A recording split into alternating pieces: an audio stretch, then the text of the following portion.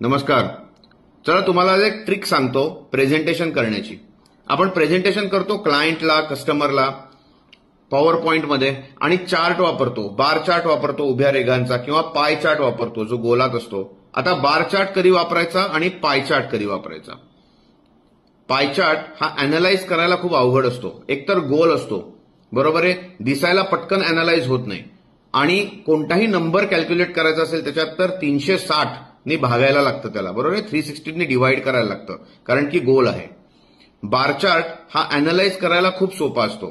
एक लहान रेष असते, एक मोठी असते, कंपॅरिझन खूप सोपी जाते, बरोबर. त्यामुळे तुम्हाला तुमच्या प्रेझेंटेशनमध्ये ज्या मुद्द्यावर, ज्या पॉइंटवर क्वेश्चन्स हवे आहेत, लोकांनी खूप जास्त विचार करायला पाहिजे, त्या गोष्टी तुम्ही बार चार्टमध्ये मांडा, बरोबर आहे.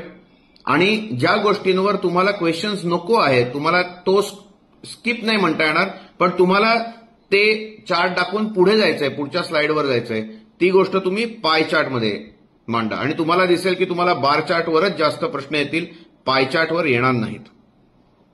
विचार करा, इम्प्लिमेंट करा. धन्यवाद.